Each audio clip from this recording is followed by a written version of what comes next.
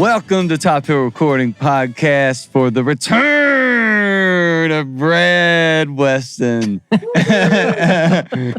We got him back for a two few returns episodes tonight. Two returns. Yeah, we got a return of the return of the man. I did that last time. I'm sorry, I had to do it again. And also a friend. Oh, wait, before we get to that part, welcome to Top Hill Recording Podcast, the podcast where we ask a original artist, a band, musician to come in and give us 4 tunes, and then we sit down, we talk about those songs, we talk about the past, the future, where they're going, what the vision is heading forward. But tonight we do have a returning guest as well, a friend of the podcast, as I like to call him. Woo-woo. And by the way, Earl is still here. Come on, you got to put. There he is. All right, he's got his own mic. We're ready to go tonight, man. We got full crew in effect. But return of also our friend Adrian Taylor.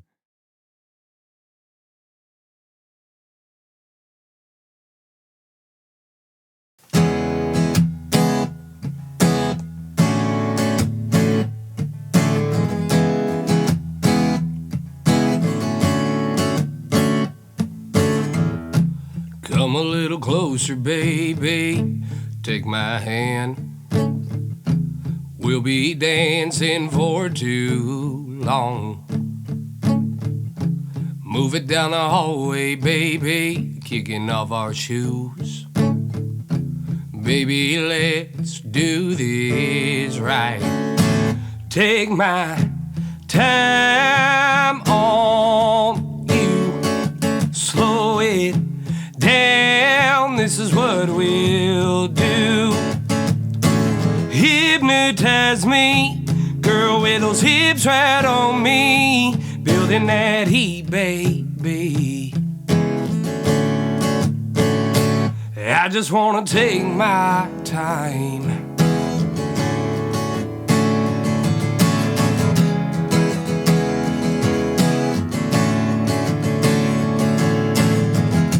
Girl, we've been up all night, it's calling sick. We can roll in this bed all day. What you need from me right now? Oh, that's it. Let's lay down for another ride.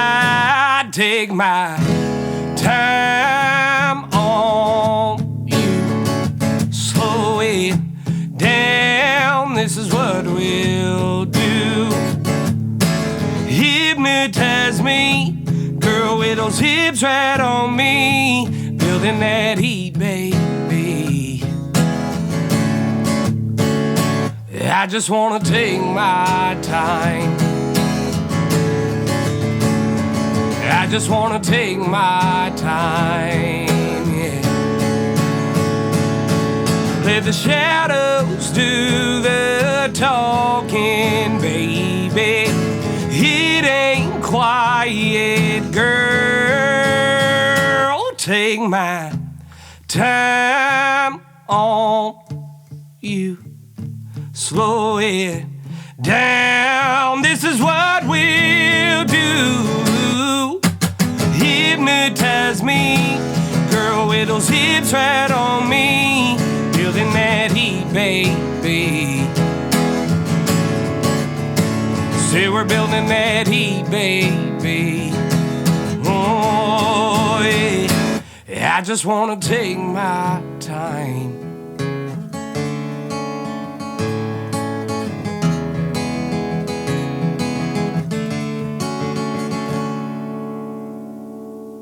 Yeah.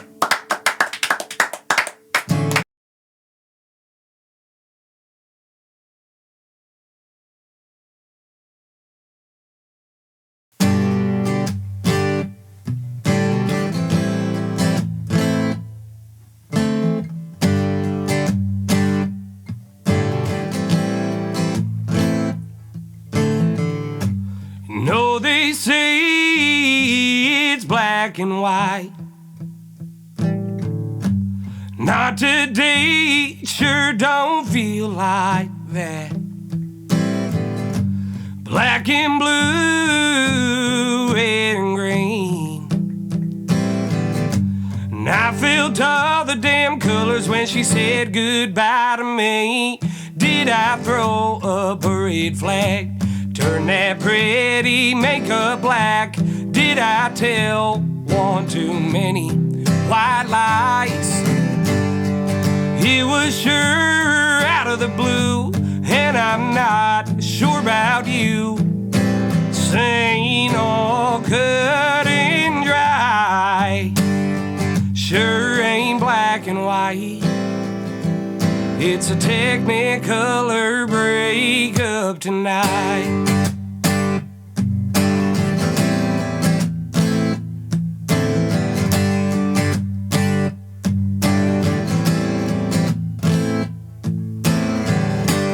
I found peace in the color brown, getting nicotine from them blackened mouths. Them Marlboro Reds just don't do it for me no more. Hope you get so blue out there that you strut back through my door. Did I throw up a red flag? Turn that pretty makeup black?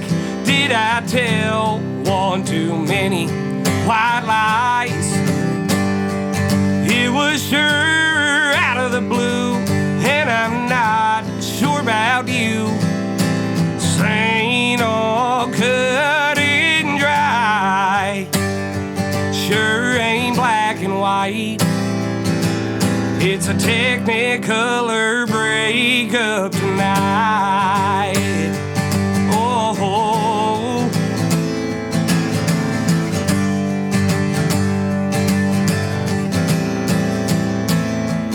did I throw up a red flag? Turn that pretty makeup black? Did I tell one too many white lies? It was sure out of the blue, and I'm not sure about you. This ain't all cut and dry, sure ain't black and white. It's a technicolor breakup tonight.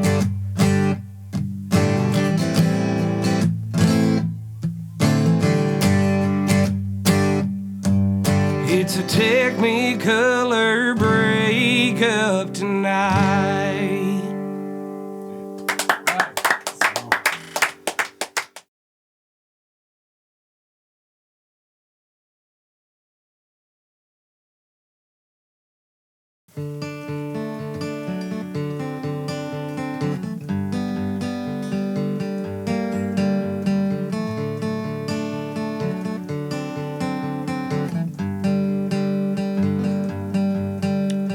Here we go, going round and round, yeah, we've done this dance before. You start screaming, and I start slamming doors. Then we make up by the morning light, 'cause we forget why we're mad. Then everything comes together for a little while. And then we're on this crazy train again, wondering if the next stop is gonna be before 3. We need love simmer down the flame. If we don't, we'll derail this thing. So please settle down, and I'll do the same. We don't need all this name calling. Just take my hand, and I'll take yours, so we can get back to falling in love.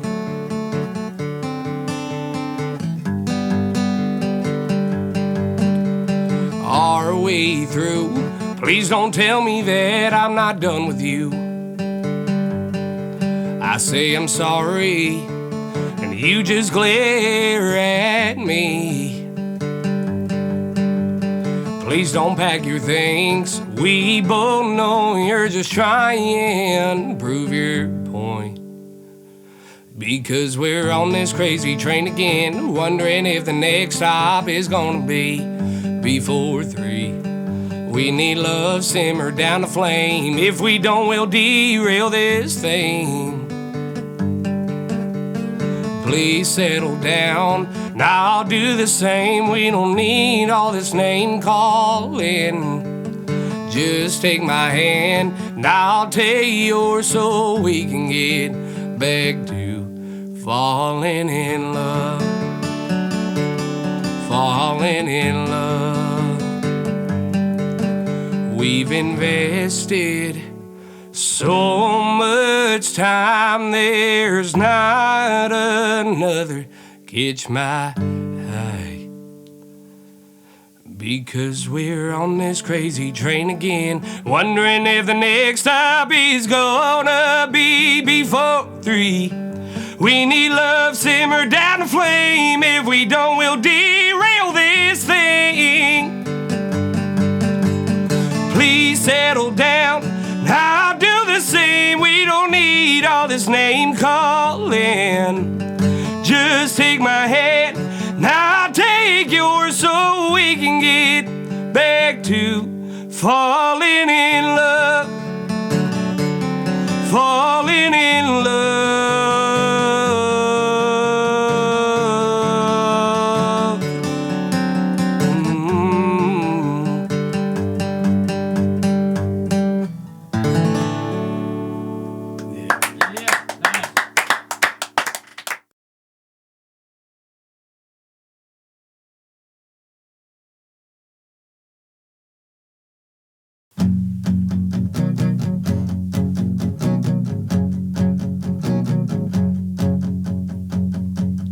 Yes, she was a trailer park queen, going through her changes in a double-wide dream. Yes, she was too pretty for here. When she moves to the city, she'll have this fear. She'll never be enough. This life she paints a bluff. Past always comes back up. Then one day you'll hear truth about where she's from. Whoa. It's swamp coolers on every roof, astroturf on most of the porches, loud yelling tearing through thin walls, while her daddy's in the back heating up speedballs.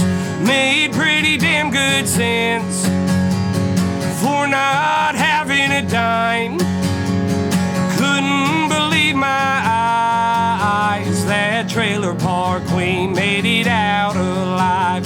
Trailer park queen made it out alive.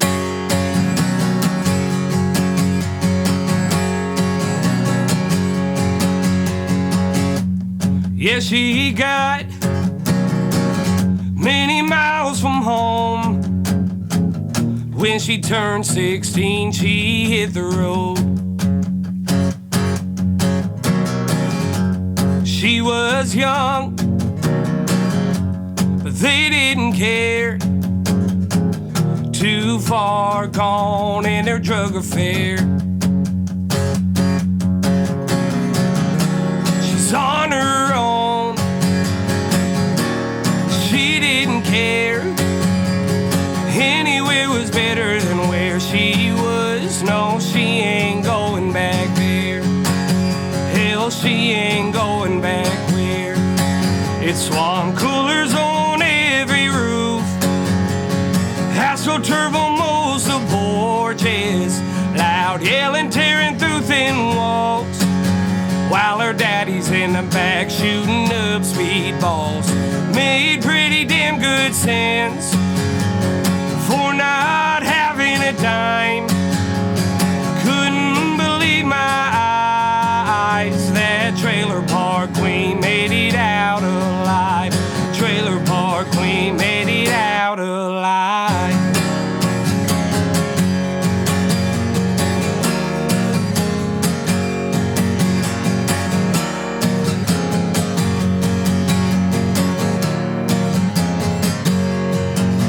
She'll remember all in that Clayton built double wide. And her mama didn't care if she cried, but her daddy was too strung out to survive. She'll never go back to the double wide trailer life. She'll never go back to the double wide trailer life.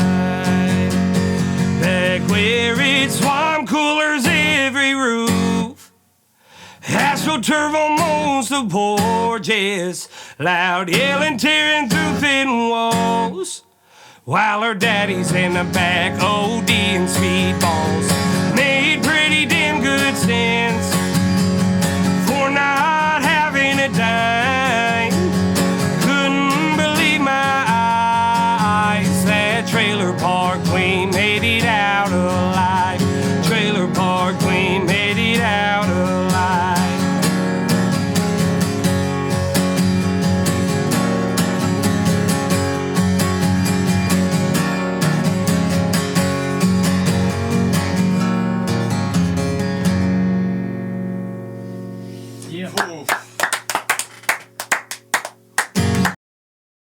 How you doing, man? How you doing tonight? Good. How about y'all? Doing great, brother. Welcome back, man. Man, Yeah. Thank you. I I was appreciate telling it. you earlier, I looked today, it's been almost 2 years. Really? Yeah, he was at the old studio Yep. like October 2022.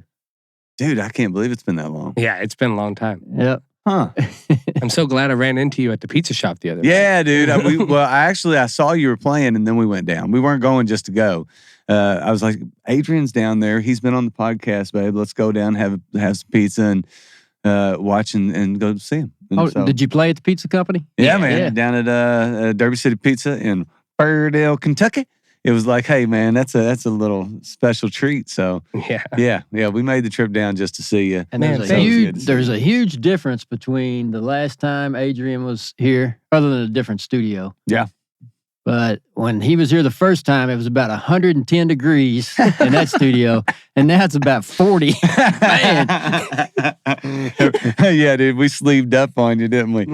So, I didn't know you were supposed to wear a sweatshirt. man, well, it was always so hot in your studio that it gave me Studio A. It gave me a complex that now I like freeze everybody out, man. There's been a couple episodes I felt guilty by the end of it. The first one was like Spencer, man. Spencer, the first episode, he sits right under the vent and it was pumping the whole time.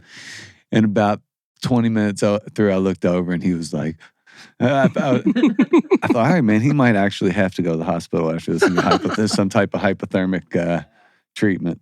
So I feel you, Spencer. I stood under that thing for about 10 seconds, and I think your furnace fan must be built for a 20,000 square foot warehouse. Has to be. Only way. It's cold. I tell you, it must be cold coming from a North Dakotan. You know, I mean, you're up there in cold True. weather right now, all Well, the time. it was 92 degrees the day we left. So Damn. That's how it was when I moved to Louisville in 2018. I left California and it was 90 degrees. And then when I came here, it was fucking 22. Are you serious? Yes, because I moved in October 24th, and it was like the coldest shit I had ever felt in my life. Like, it was Oh my awful. God. That's hilarious. Yeah, big. What was the other big? So no band. That's the big adjustment yeah, tonight. you were with the band, You were with Adrian the band? Taylor band, Yes. first time. Yeah. So, still technically with the guys, but kind of in a different way, kind of Mhm. going a different motion. We all had kind of some life stuff happen and went our ways and still be, great friends. I talk to them every single day. I love those boys. So we just been kind of doing some studio work. But when I'm out playing, it's just been me. But yeah, it's been interesting. So Well, that's it's the band was cool. It was definitely cool to have the band. And I remembered after you came through the first time that Brad and I talked, like Adrian writes really, really good songs. They're catchy. The hooks are great. But there is something about seeing it stripped down to where it's you and the words and a guitar, and that really kind of gives you a little bit more focus on what you're singing. For me, because I guess I'm pretty easily distracted. Squirrel! No, I'm just kidding. Sorry. I mean, so to kind of strip it down like that, which I really enjoy listening to things broke down that way. It doesn't matter if it's a fast song, slow song, R&B, just things that are kind of done that way that kind of give me a little bit more focus, I guess. I love hearing it that way because every one of those songs get you through a story. They tell a story. They have this. They're all great. They all still have the hook. They still have the same qualities as it does with the band. But when you're breaking it down like that, I mean, like Earl does a lot of singer-songwriter showcases. I think he was just talking about, meeting you at one. And hearing a different song that's his favorite song, probably now a new song after tonight. But you've kind of the same deal, like hearing stuff, just guitar and vocal dealio. Oh, always. I mean, there's something magical about a full band. Like, it's cool to just be in that experience. But then on the flip side of that, I think music in general is just magical. And so when you strip it down and you have such a great voice, like, yeah, I mean, I'm sure you sound dope with the band. I'm sure it's awesome. But I've heard you now. We did the songwriters thing, and I've heard you again today. And you don't need a band. You have a great voice. You can pick the guitar. So I guess technically you haven't even heard him with the band. I've never heard you with the band. So yeah, I know I follow you at your band Instagram, but I know it's just you. I feel like there's something to be said of a songwriter who can really captivate you with just a guitar and their voice, and you can do that. Like, I feel like now that I have a band, like sometimes when I go to do solo stuff, you feel a little vulnerable, even though I have mostly like fun songs, but it's like by yourself is a different thing. And I had headphones on all night tonight. Sometimes I take them off, but tonight I just had them on because it sounded great through the headphones. Guitar was awesome. I told you how much I like your guitar, but just everything about your performance tonight was cool. I knew it would be because we did a show together, so like it was awesome. I always say this is the highlight of my week, so it really is. So thanks for coming on. Well, thank you. It's a little. It's actually kind of different for me. Like you feel vulnerable, kind of acoustic now. I've always played acoustic, so like. To be with the band is actually where I was vulnerable. And there was a couple songs when I was with the band where I would put my guitar down and I was like, I don't know what the fuck to do with my hands. I don't know like anything. Like, but they helped me get through it, and it was such a cool learning experience to go out, play with those boys. And when you guys heard us, I mean, we were like in the baby stages.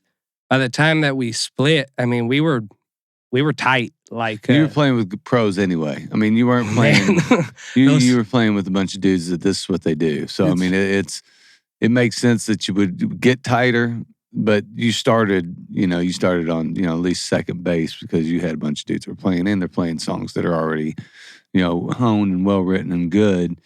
And I do understand what you're saying about a little bit of an adjustment playing with the band if you're totally used to playing acoustic and playing by yourself and playing, I feel that a little bit, and I would imagine you probably have people that hear you in those settings and have grown up with you, like family members and people that are in your circle that have heard you playing acoustic by yourself, that heard you with the band go, I like you, the band's great, I like you better by yourself.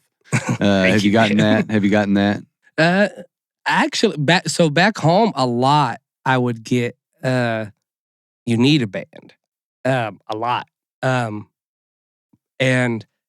I think that kind of forced me to do like a lot of rhythmic playing. Mm-hmm. So it's kind of forced me to become like a palm mute guy. But like at the same time, it like kind of worked for like a backbeat for just being solo acoustic for so long. But out here, I don't know, California's so different musically than Kentucky. I love California, like things about it and everything like that. But I always feel like when you play back home, you're just the jukebox for the night. Mm. And out here, people actually give a shit. You know what I mean? It feels different. So I've always loved, and especially in Kentucky. Kentucky's so full of people that, great artists for years, and then people that have always supported great music. So, yeah. Did you say you're still working with the band in the studio? Yes. So everything that I put out, I call on those boys and they help me out, and they've been great. We just put out 5 songs for my lady's birthday, and we did they were Look at you. we were doing it was 5 songs that I've written about her just kind of over the course of time. But the way that we placed them on the album kind of really worked out because it was kind of almost in the order that I wrote them. And I've written a hell of a lot more about her than 5 songs, but these were just my top 5 favorite. That was your EP, Songs About Her? Yes. Yeah. Yeah. That came out June 14th, which was the day after her birthday, because just to, go with the trend of New Music Friday, but whatever. I thought it was going to be because that's when DistroKid or whatever allowed it to be released. No. One of those deals. I actually go through TuneCore that they've been great. But they I guess I can pick any day, but whatever. I was like, her birthday's on Thursday. I'm going to do it on Friday. It'll work out. She can wake up to it the next day. So there you go. Was that a surprise? Yeah, oh yeah. Yeah. I did a couple trips down to Nashville with Lorenzo Venturella, who owns Alpine Records or Studios. I'm sorry. I screwed that up, but whatever. Who else worked with Lorenzo? Drew Crawley. That's right. Lorenzo. Yeah. You and Drew both worked. Yeah. Lorenzo's great. And, we went down, we collaborated, and she was like, why are you just going down to Nashville for a weekend? I was like, I would love to take you, but I just can't right now. I was like, you can come on any other record project, but don't come down my on Nashville these. Girlfriend said you can't come this time. Oh, yeah. She would. Kidding. She was thrilled, but not too thrilled. But Understood the right. So, I went down and I had Brad that was in my band. He played piano on it throughout it with me. And that it was kind of more of a stripped back record kind of to begin with. We had one of Lorenzo's guys play drums on it for me. And then I had my friend Lance Martin do pedal steel on it all the way through the record. And Dobro on one song. And it came out better than I could have imagined. But listen to it today. Man. Sounds good. Thank you. The one thing that was kind of interesting to me was my favorite song, my lady's favorite song on the record is Between Sober and Drunk. And it's such a traditional, empty song. In a way, just because there's not a whole bunch clouding it, musically. There's just my acoustic and the pedal steel. And it was really traditional sounding. And then I was like, there's something that I need, I'm missing it. And I looked at Lorenzo and I told him, I was like, so here's the deal. I need when the chorus hits for that bass to feel like when the T-Rex steps in Jurassic Park. And he was like, so we need an 808. And I was like, yeah, I guess we do. So we threw an 808. You were going to say, we need a kazoo. So we threw that 808 in with the pedal steel. And I felt like it was just a really nice combination on the chorus. So I've been kind of experimenting a little bit. So right on, man. So who was it? Oh, boys. Spader? Yep, Shane Spader had played acoustic guitar with the pedal steel, and it was so cool. So I could totally understand. Even that, if you did that live, would be so. That type of stuff incredible. It would be amazing. Just if it was you two doing something like that live, would be cool as hell. I guess we've seen it, so it's kind of we know it is. So, but yeah, man, it's amazing every time. An EP written. Oh God, dude! I hope my wife doesn't listen. I was about to say the same thing. I hope my wife doesn't listen to this episode. That'd be some real bullshit. You do have songs about her killing you, so No, Oh no. that's what she No. says. Oh no. That's what she says. But I mean, we got What's it called? three happily married guys here. Nothing. Don't worry about it. Three happily married fellas here, and I know I've never written an EP about. Don't kill me, green eyes, or something like that. No, I don't know what you're talking about. I think you're out of your mind. I think it's called "I Love You, Honey, So Much I Can't Live Without You." Is the name of the song I wrote. That's funny. But what are you doing, dude? I mean, are you trying to make us look like just complete dicks? Now Neil and Earl have to do a 6-song EP. No, I'm not gonna. I'm not even gonna LP attempt. territory. Number one, I don't write as well, so I'm not gonna try. But man, you're really putting it on us musicians to step up our game here. 5-song EP about your girlfriend on her birthday. You must really like this lady. She's something special, that's for She sure. must be, man. She definitely puts up with my bullshit and wanting to do, music. Tell me about this EP. You got this. It's special. It's better. You release it on your birthday. Tell us why you did that. Number one to us, and then tell us about the EP. Tell us about the EP. There's one of them I will say is "Falling in Love," which is I believe the 3rd song that you did tonight, right? Tonight, yes. But following Not on the Yeah, record, on the but EP, tonight all right. on this. Yeah, tonight. It is, and it's on the EP. I think that's one that's going to be on the It's EP. going to be on the next record. on the next record, but Yeah. not on that one. Yeah, not on this. Okay, past we won't record. talk about that yet. Okay. All right, so New song. Take My Time, is that on it? That is a single that we've released this year, so that's out. Is that on that one? No, it was Dude, just how many songs you writing? This is some other bullshit. I put out about 10 songs this year. Wow. Okay. I did the EP, which was 5, and then I did a couple singles. And then, but now we're working on a double album. But we'll talk about that in a little bit. All right, get Double out. Get out of the album. studio, Double man. album. Double LP? This interview's over. All right, no. So let's go back before we get too far off and get into the other ones and finish up this thing, man. So, how long did it take to write? Was it something that was like, I'm going to do this year-long project, or was it something like, I've got all these songs already, these are my 5 favorite? You said you had your 5 favorite. Was it? It was. And then what did she think? It was kind of a mix of both. So I've written these songs throughout since we've been together. Ain't No Fairy Tale, which is the opener, is one of the first songs I wrote about her when we first got together, which was all the way back in 2018. All right. And then there was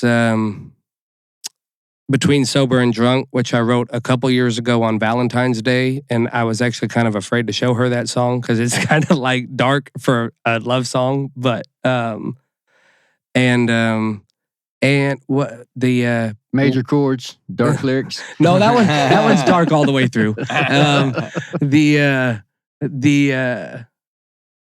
Wildflowers and Ribeyes. So that one always makes me laugh because I got that line from Matthew McConaughey in the Dallas Buyers Club, which is a movie all about AIDS. All right. Yeah. So, but there's a scene in there where he goes out to dinner with this girl and he sits down and he likes her, but she knows he has AIDS, so it's not like working out or whatever, but he raises his wine glass and he says, "Here's to wildflowers and bone and ribeyes." And I held on to that line for like 2 years. No. And then finally sat down and like wrote it and it just worked out. Yeah, that's probably one of my favorites on there too. The last 2 songs are 2 of my absolute favorites that I've written in a long time. But the last song, Between Sober and Drunk, that's kind of the one we're pushing as a single right now, trying to just get it out there. It's really just like, and I know I didn't play any of these songs tonight, but that's okay. That's good. I'm giving you a look into the future. But Between Sober and Drunk is it's a story about just like this guy that's kind of dealing with his own mental health, and he's so in love with this woman, but he just can't, like overcome his own issues. But it's also like a song kind of about healing, because in the second verse of it like the line says, like, I don't want you to help me, but I might need it. Like, and me and my lady were talking about it the other day, and she was like, so what do you like exactly mean by that? And I was like, I basically am saying, like, I don't want to feel like a project. I want you to just, like, I want to figure it out myself, but I still might need some help along the way. I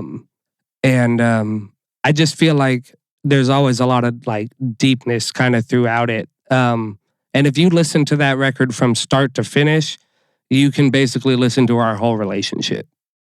So I think and it took about a year for us to do.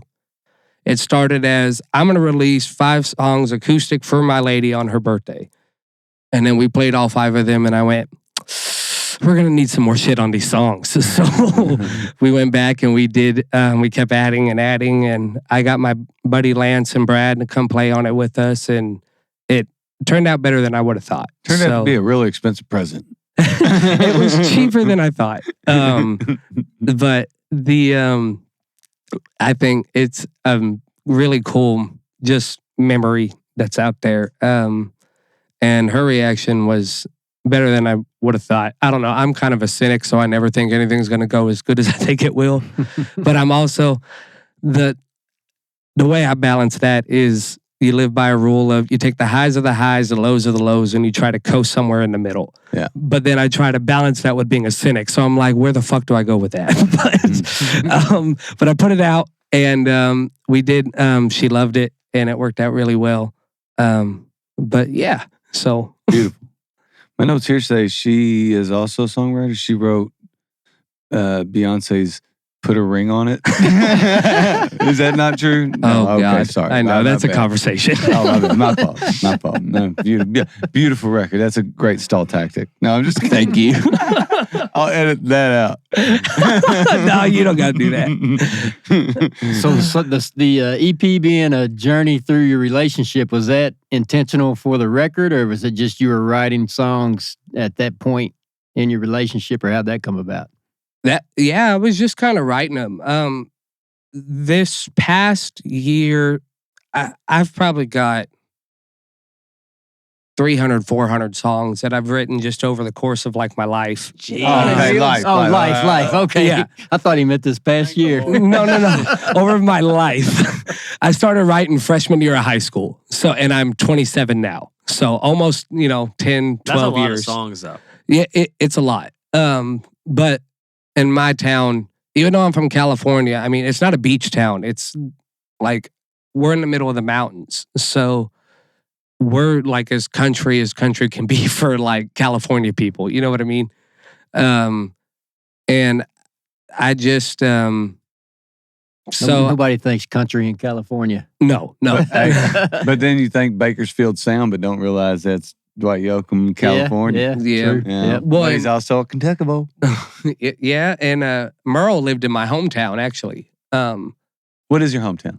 So I live in Reading. He lived in Palisadro, which is just like, it's kind of like St. Matt's to like Louisville, I guess. In this town, we call it Faribault, Louisville. Okay? We don't do St. Matt. We do Faribault. But yeah, so it was just kind of like that thing. And but it was crazy when he died. Like, you see stars everywhere in my town. Like, they came for the funeral. It was insane. But yeah, were you always a country music fan growing up? Yeah. Oh yeah. Yeah. I remember like Grandpa always saying he loved Roy Orbison. Yep. He loved Conway Twitty and Johnny Cash.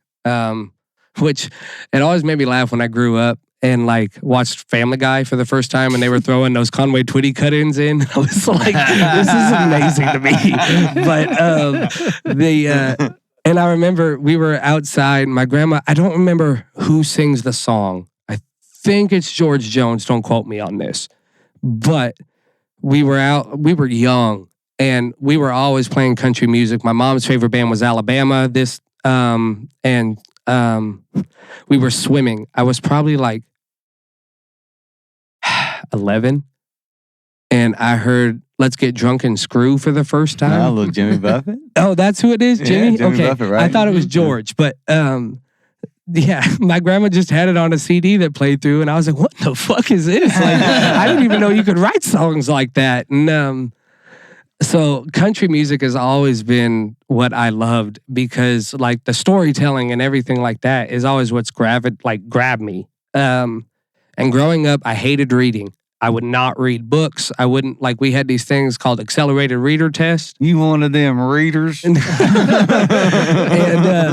I would never read my books. They'd always be so mad at me and they'd be like, "You're going to fail English class." And I was like, "I don't care." And then I would read, but what I would do is I would just sit and read lyrics. I would read booklets and booklets and booklets of lyrics from like every CD that I ever bought.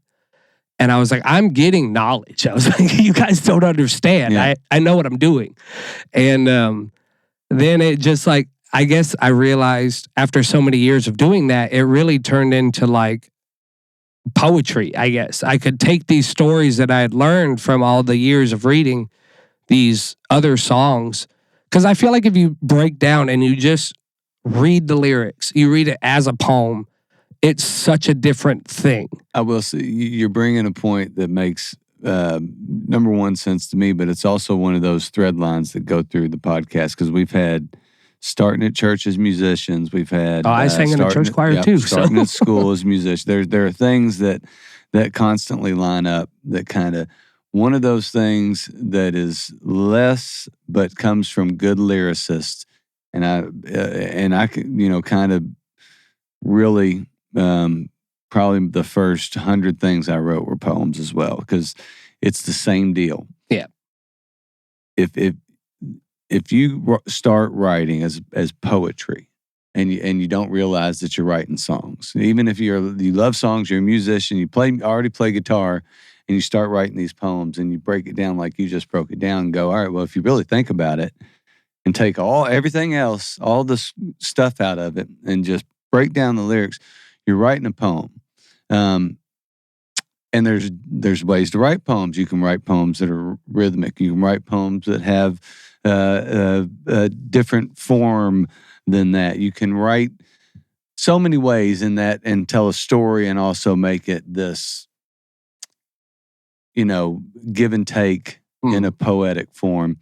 And really good writers, I think, at least the ones that have been in this room, have broke it down like that. So it makes sense to me that you're breaking it down like that, because it seems like people that understand that you can separate all the parts, and that includes the lyrics. The melody line doesn't even have to be a part of what you're doing when it comes to lyrics, if you break it down in poem form. So you're right. You're 100% right. I was always one of those students, and you may have been too. You were smart enough to get good grades, but I always had terrible conduct grades. It was like I'd get B's and U's, B's and grades, U's, A's, B's, all the worst, because I thought like you're talking. It's like, look, I'm getting at my own education. I can still do your shit, but I don't think like you. I don't. But interestingly enough, I do think that part of the forming of your lyric and storytelling ability comes from the ability to realize what you were doing early was writing poems. Yeah. If that makes sense. Yeah. Yeah. I had a lady tell me one time, she's such a sweetheart. I met her through her husband who works with me at another job that I do. And I was playing... Tripping? No, oh, God, my no. bad, dude, I got sorry. enough singles when I go to the bank that it looks like it. But, no, she came up to me. I played a bunch of covers. I was out there at, what is it? It's down there out in Dixie somewhere. Left to right. The Colonial. The BA Colonial. Oh, okay. Yeah, That's yeah. That's Iroquois, baby. That's Fairfield, Kentucky, right around this neck of the woods. Yeah, that's right. Boulevard. Taylor Boulevard. Okay. Taylor Boulevard. Yeah. I don't know. That's Colonial more Auburndale. Gardens. That's more Auburndale. Yeah. We'll call Taylor Colonial Boulevard. Gardens. Yeah, Colonial Gardens. So I played out there, and Love the BA. I did a bunch of covers, obviously, because nobody just wants to hear nobody sing their own originals for 2-3 hours. Tell them all their Garth Brooks songs, man. Sing their own shit. These are all the back cuts that nobody. These are all heard. Chris Gaines There you go. tunes. Chris Gaines. Oh man, The unreleased albums. but I played a string of originals in there, and she comes up to me and she goes, "I don't know what it is." She goes, "But your songs have a familiar, like they're familiar. They're like it's like I've heard it before, but not in a bad way. Like you're copying people. It's just like I've heard it before. Like it's really catchy and like familiar to me." And that to me was like one of the biggest compliments that I've gotten in a very long time. That's Probably meant relatable. Yeah, no, well, You think? it's relatability, lyrically good, but you have this, and I mean it in the best of ways. There is like this combination of old school country and like good 90s country and songwriting ability that all come together. So you got that. It's not even outlaw. It's just the old good country. Waylon, Willie, good And shit. boy. Chris Christopherson, who's a hell of a Christopherson's writer. so good. And then bringing in that 90s hook that is the you're not, I wouldn't call you commercial by any means, but the commercial hook that draws people in, that goes, all right, we're gonna sign this guy because he writes these songs that everybody listens to. Not that people sign anybody anymore, but that's what they would have done a long time No, I know ago. what you mean. And then you also bring the legitimate songwriting, storytelling ability to those two things.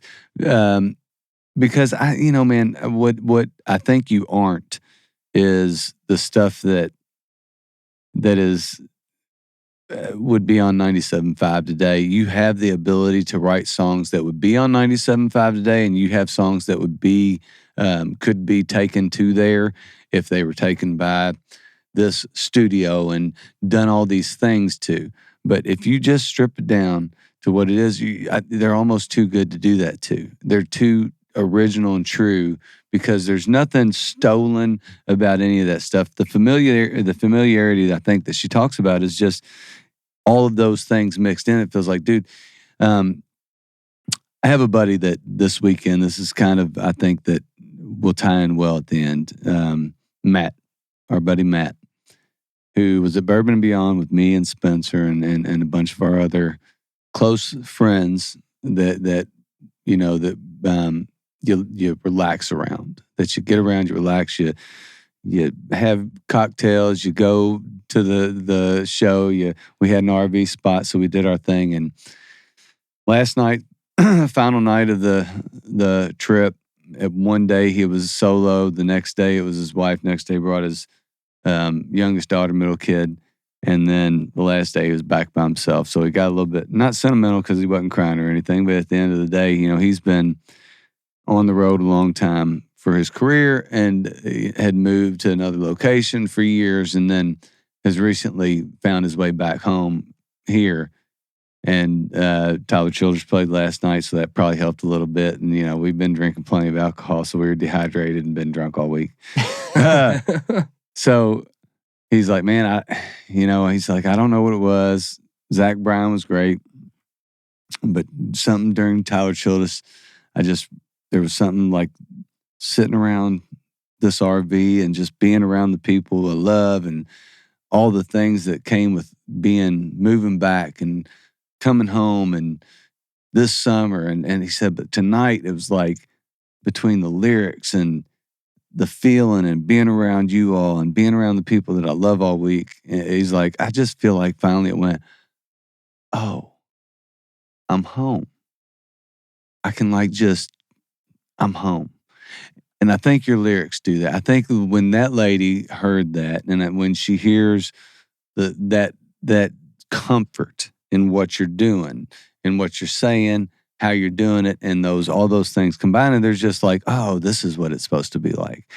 This is what country music is. This is what a good song feels like, So it's kind of like when everything aligns and you hear it, in the headphones like Earl did tonight, and you're really listening, you're really getting those things that sometimes you don't hear when you have a band. I mean, it's kind of the thing I was talking about earlier.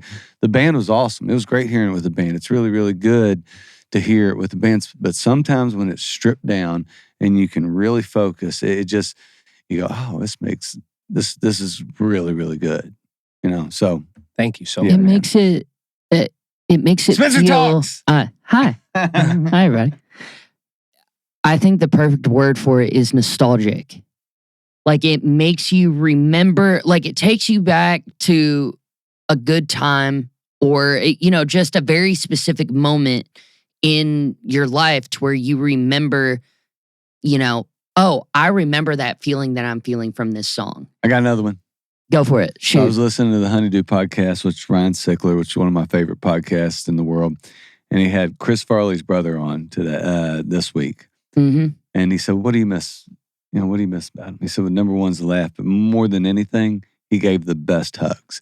Mm-hmm. And the warmth in that hug you can get from a song. And I think that part of that, like what you were saying, is the familiar, the nostalgia, that embrace of the lyrics and the feel and the vibe. And not only with what, crazy enough, not only what you did for your girlfriend, but with the other stuff you got, with the new stuff you got coming out, because you got the new song that Falling in Love, that's going to be on the next thing. Yep. Yeah. It's totally kind of like a little different than other stuff. Still has that same vibe. It still has that same bring you in comfort. Because I think about, personally, that is a kind of Jeff Donahue tune with a little bit of that minor and the bluesy kind of slow feel, and I could see him doing that, and that's something for me that would be sitting around a bonfire, listening to somebody that I grew up, so that for me personally has a vibe, but I think it also has that same deal. Not to be like loving on you too much. Man, No, yeah. no, thank you. I really appreciate it. I've been working at it for a very long time. When I moved out here, my guy, my roommate, he wants to be like my road manager, everything. Which definitely, when we get there, he will have that job. But he would always give me shit, and he's like, I'm gonna humble you. Like, he's like, you can't get your head up too high. And I was like, what do you mean? And every time I'd bring him a song, he, like, once I moved out here, he would be like, that line shit, fix that line, fix this one. And I'd be like, all right. So I'd go back and I'd fix it, and I just feel like it kept really doing it. Like, you know what I mean? Like, it would really help the lines that I was like, That dude loves you. oh yeah, he absolutely does. Yeah. I could not ask for a better mentor, better friend. Sword all this sharpener. Sword sharpener. Sword sharpener. That's not Sword easy. sharpener. That's not easy. You guys got me thinking, though. I mean, you think about a song you've never heard being familiar. And we've all experienced it. Sometimes you go into a bar and you hear original music and there's nothing about it that catches you. Yeah. And then other times you're sitting there like there's something in here catching me. And I think there's so many variables to it. Like you got, you have to have great lyrics, but you mentioned Tyler Childers. There's a reason everybody loves him. There's something, he's one of those people. Like you're a guy you always talk about, I think, that you hear music first. You're not one of those people that know the lyrics to every song. You got to work at learning them. Facts. But there's something when Tyler Childers sings, you're hearing the lyrics and you're listening and you're hanging on every word. And I think it goes with the writing. I think it goes with delivery. I think there's so many things that go into it. And I think you have a lot of those pieces.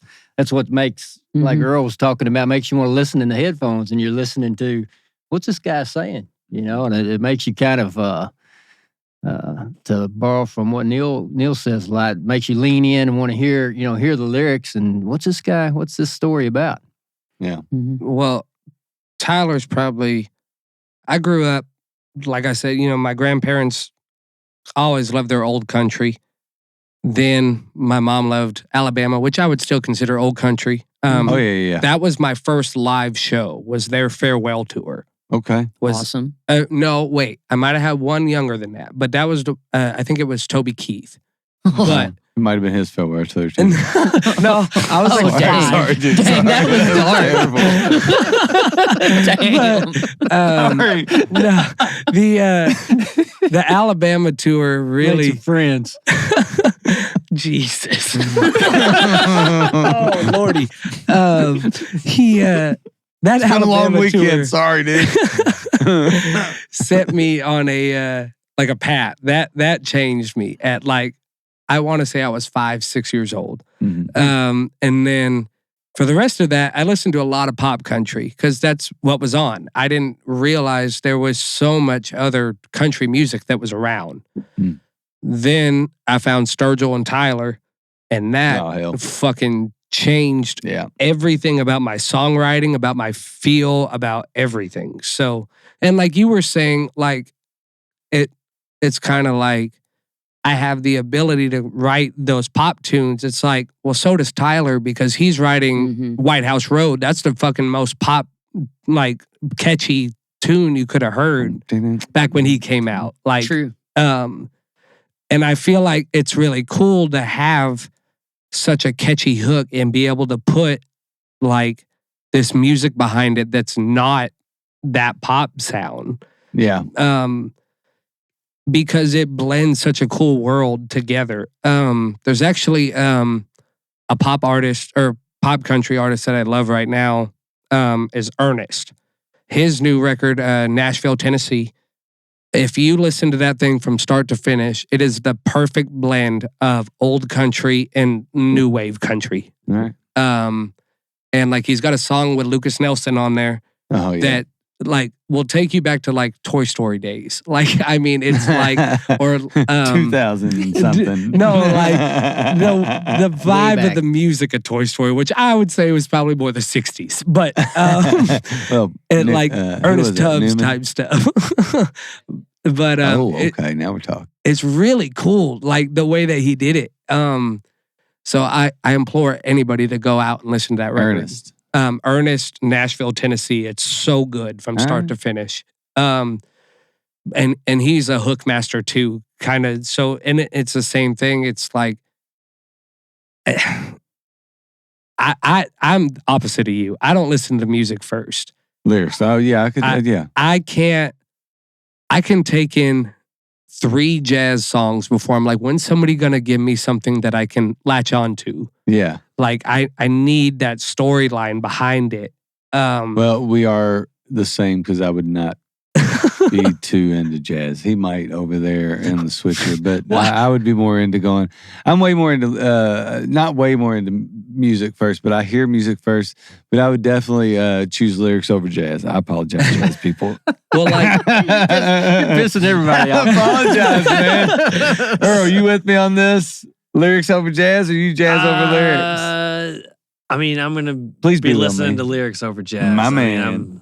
I don't mind jazz. Jazz is now great. and then, but like But, somewhere, dude. if I'm like listening to it live, like at like a fucking, I don't know, at like some place with fucking jazz on a Sunday. Yeah, But- exactly. Did you hear what he said? Fuck jazz on a Sunday. My wife absolutely hates jazz. Yeah, she it says does. it makes her so anxious. She feels like It's like, well, when y'all going to do something that makes It sense? just That's means what- that you're not listening to the right Shut up, jazz. Spencer, man. Just, You're not listening to the right stuff. It's like, like how every genre has their subgenres. Look, It's man. about the same. well, That's what I Yeah, tell her. you know what it is. It's like, it's like you got to start with the easy stuff. You got to start with smooth jazz. Here's what you got to Then start gotta with. work your way No, in. we You ain't gotta doing no start- fucking Kenny G. You got to start with physics before you go to subatomic particles. Yes.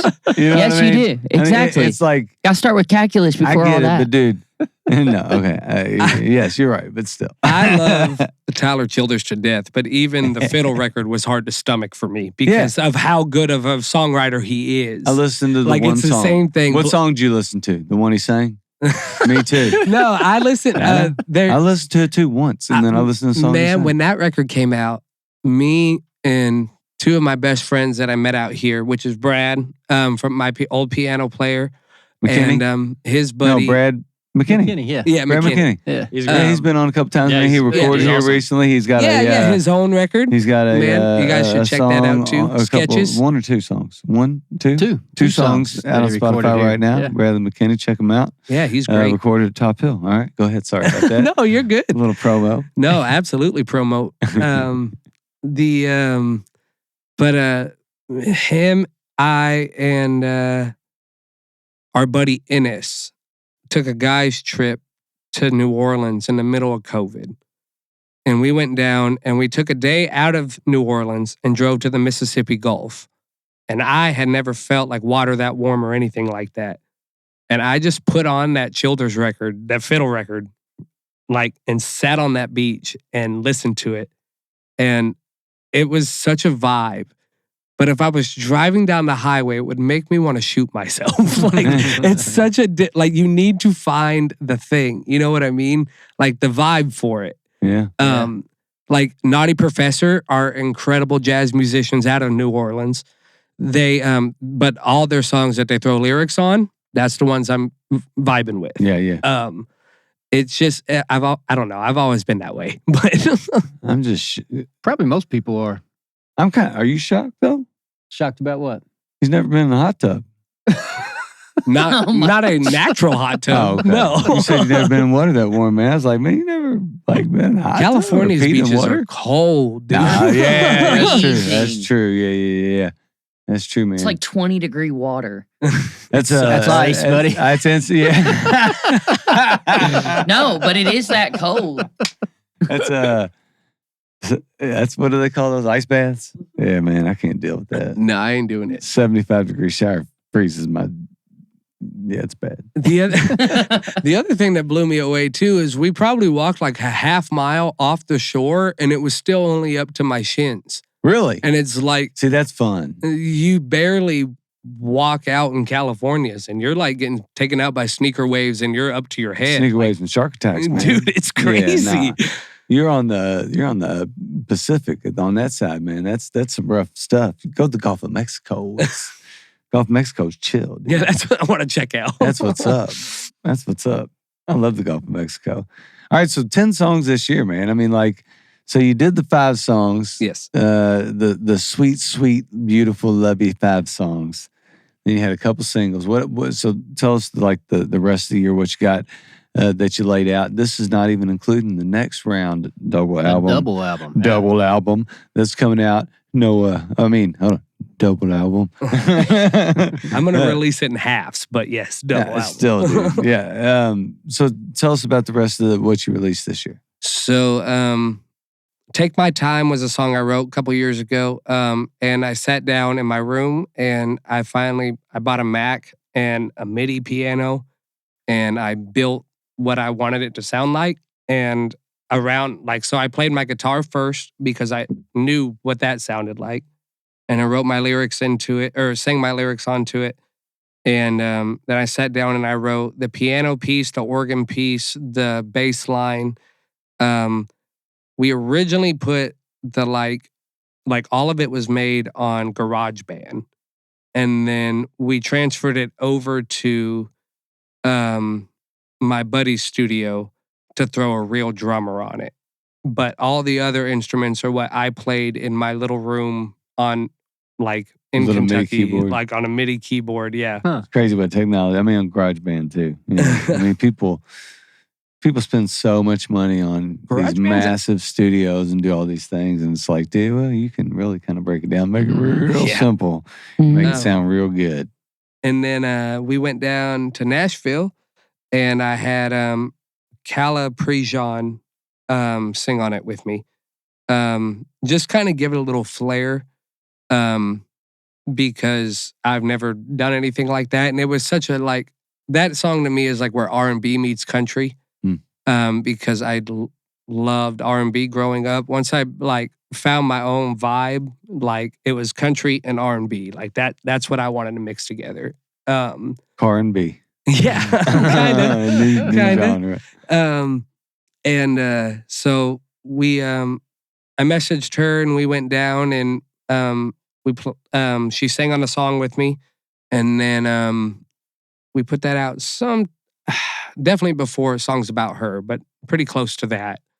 And then we did Take My Time, or not Take My Time, I'm sorry, Take Me Home. I've got so many take me's in my titles, I guess. Dude wants to be taken. Yeah. Take me somewhere. We'll start the Liam Neeson album.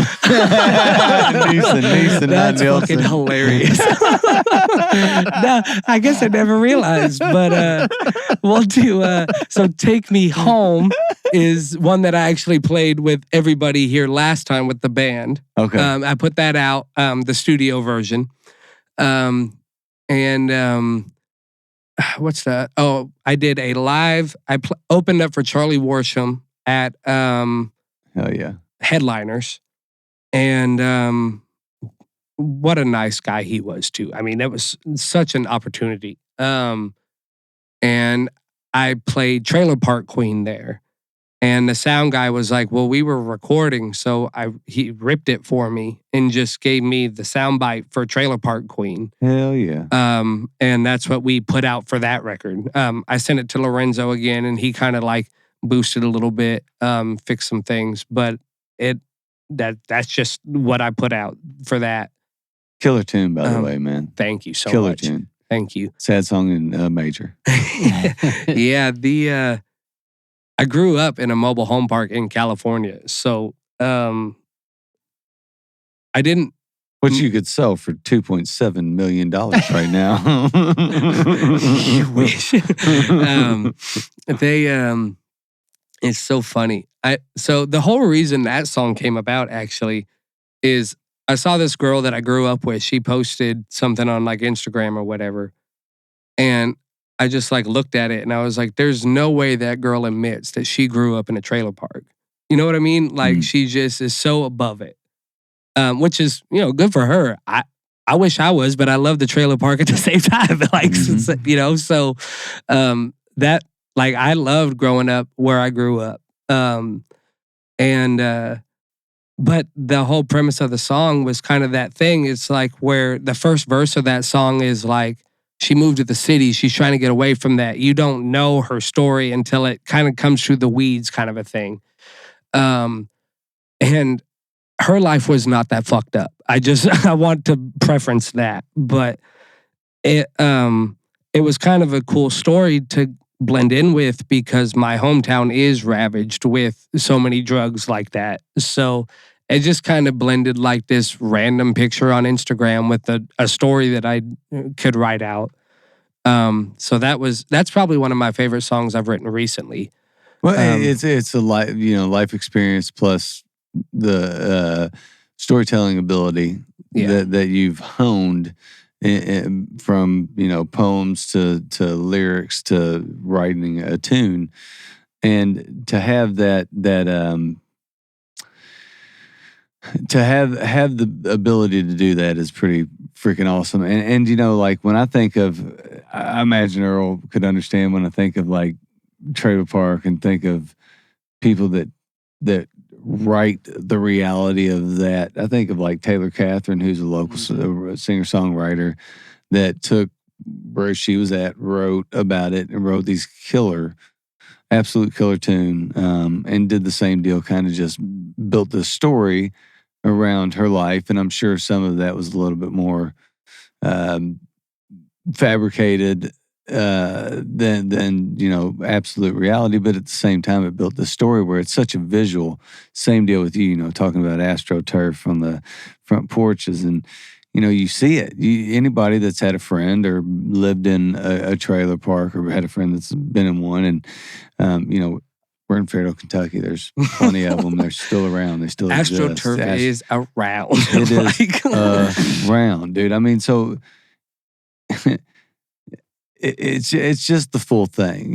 The whole thing. It was such a killer tune, and I think about that tune, then I think about you talking about the country R&B mash, and I think about like Falling in Love, and that really does a tune that's coming up that really vibes with that. That is totally, I understand it, I get it. It is kind of way more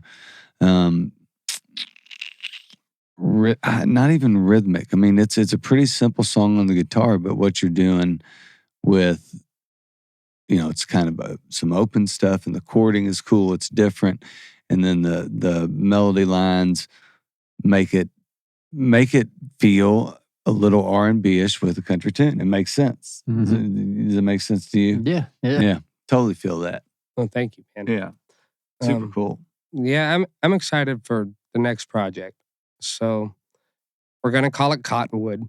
Is one of the is the first one cotton and the second one wood? No. So we're gonna do just Cottonwood, and then we'll do the winter and summer edition. Nice. I dig it. The winter edition will have no Christmas music on it. I want everybody to get that clear. I'm not doing it. But so the reason why I'm doing that is so you can release this is the announcement of the Christmas album coming out in December. No, I'm just kidding. Sorry. No, you're good. So my first acoustic gig at 15, 16, I might have been 14, was in Cottonwood, which is, so if you're driving up I-5 in California, it goes Red Bluff, Cottonwood, Anderson, Redding. I always say Redding because Redding's the biggest town out of all of those. Okay. I'm actually like Cottonwood, Anderson, in between there. And so Cottonwood was where I played my first gig at, I think it was a VFW hall. And then it was definitely some kind of post. And then my next gig was at the Corral, the OK Corral, Cody's, right there in Main Street of Cottonwood. I was 16 and my mom just asked the band, she was like, listen, my son's really like wanting to do music. Can you let him open for you? And they were like, yeah, fuck it, whatever. And I get up there with my guitar, and the Clayton was his name, Clayton Andrade, and he does music too. You guys should check him out. He's great. He's shout out Clayton Andrade. Yeah, he's a great. He had an old band called the Cherry Road Gang, which is what I opened for, and I get up there, and he goes, that button on the floor is like a vocal tuner if you need it. And I was like, I bet. And I just sang my set. And then he comes up to me and shakes my hand. He goes, I'm so sorry. I suggested that vocal thing in the beginning. And I was like, dude, I get it. Like, I'm a 16-year-old kid and my mom just was like, hey, let him open for you. Like, there's a lot of things that I would have done the same. Like, totally dude. Yeah. And so I opened for them plenty of times back home. And what we're going to, the album cover is kind of a cool story. I don't know if we're going to have permission to do the album cover yet. So I need to message these people about it. But what I want to do is there's a tree in between Cottonwood and Red Bluff that is, I think it's called Carey's tree. So when they were building I-5, there was a tree that was in the way. And this lady wanted to save it. And she was like, we have to save this tree. And they were like, no, like, we're going to just go that way. Well, it ended up being, they'd moved the freeway over to the side and that tree's still there. And every winter, they decorate this tree with tinsel and ornaments and do all that. But everything, the tree is dead, the grass is dead, all the trees around that tree is dead. And it's just what I want to do is for the winter edition, we'll grab that picture. And then in the summer edition, it's the same thing, but it's not decorated. And then you'll just kind of be able to tell what you're listening to. I'm not even going to put a title on it or anything. But I just think it's so interesting that it's it'll look the exact same, just decorated. But I mean, that's how it literally looks all year round. When I first moved to Kentucky, this was the greenest fucking grass I had ever seen in my life. I had never seen trees that had so much life in them. It was crazy. When you go to my hometown, if you drive through the forest and towards the mountains, it's a little better. There's a little more moisture in the air, but not much. But when you drive through any mountains or trees or anything, you can tell that these things are like when SpongeBob couldn't get water in Sandy's dome. Like, it's awful. It was beautiful coming out here. So that's what we're going to do for the album cover. What I want to do. Like I said, I got to get some permission because it is on somebody's property. So we'll see what happens there. But just don't ask, man. Apologize later, don't you? It ain't better to ask That's for not your forgiveness. tree. Yeah, That's another tree they decorate. That's Carrie's tree, bitch. We're going to do 10 and 10. We're going to put out 20 songs. The winter edition will probably be more of the I guess if you looked at it like seasonal depression. So everything's in minor. Yeah, not quite, but yes. So Falling in Love will be on that side. Okay, and Technicolor Breakup will be on that side. Earl's favorite song will be on the summer side. Oh, sweet. Sound check song. Yeah, the sound check song. So it'll kind of balance the summer side. I've got a song that's really cool called Just the Okay to Me, which is all about the bar that I grew up playing in. Okay Corral? Yep. So it the end of the chorus is it looks just like a Hollywood scene, but it's just the okay to me. Like it straight up dollar bills and like old like saloon doors and shit. In the middle of California. It's the funniest shit to me. But so that'll be on the summer side. So I'm really trying to, I don't want the winter side to be so depressive that nobody wants to gravitate towards that. But because Falling in Love to me does have a happy ending. It's not so sad. It's not all these other drab and all this other stuff. And there's a couple other ones on that side that'll be fun. The summer side, I will say, will have a song that's coming out. It's called Spare Me. And this song is about adultery. But what it is the end of the chorus of this song to me makes me laugh so hard. I don't even know why I wrote it, whatever, but it just, it says, brother, put your 45 away, or at least spare me. Because basically the whole song is saying, I didn't know she was married. It's not my fault. So that's probably one of my funniest songs. So it's kind of cool to put humor and shit because I've got a really dark sense of humor. Yeah, we can tell. So it's interesting, but I think that one will be a blast, and I'll have a blast. That's another joke. That's another one of the jokes. All the way through those records, I'll have, I want to have Brad on keys. I'll have the pedal steel back on that. We'll have some mandolin. We'll have everything, and then we might even do some 808s and shit back on it, just kind of depending. Nice. So, that's what I love about working with Lorenzo on all this future stuff is we really can collaborate. If you listen close to the back on, I know I'm kind of hopping around. My ADHD is awful. Love it. Works for me. If you listen to the end of, what's the song? It's the third song on the EP. Your song, dude. I know. I'm spacing it. It's awful. Hang on. It's the one about the beach. That I can't. Ecstasy. There you go. Christ, that's awful. But so on Ecstasy, if you listen to the end of it, he came up with the entire string line that's on it, and it's just hidden on that very last chorus. It's not throughout the rest of the song. It's not anywhere. But the last chorus has a beautiful string line that he just composed in 5 minutes in front of me, and I was like, "Oh shit, okay." So. I'm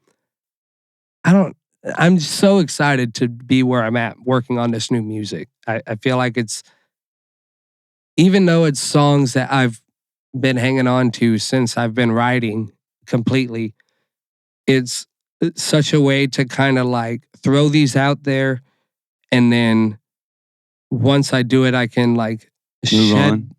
shed Move the on. old songwriting and just try to like break down and write new shit. Because I've been holding on to these, whatever I said, like 300 songs since I was 15. Mm-hmm. That it's so nice to just like take a breath and be like, they're finally out. Whether, we can go back and re-record them later if we want to, like live in a studio together. But it's just like a weight off of me that I can finally let people listen to them.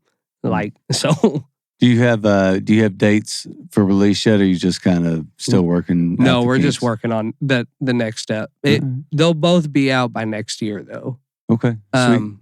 And then I'll probably on iTunes and Spotify, I'll just put out what we did tonight, like we did last time. I did do my my performance here last time on iTunes and Spotify. Ooh, yeah. And that's with the full band. So anybody who wants to listen to that, it's out there. Check it out.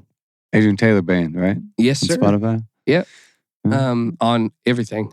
So for our listeners that want to find you, Adrian Taylor Band on everything, let them know. Yeah, Spotify, YouTube, Apple Music, Amazon, fucking TikTok, all of it. It is the Adrian Taylor Band.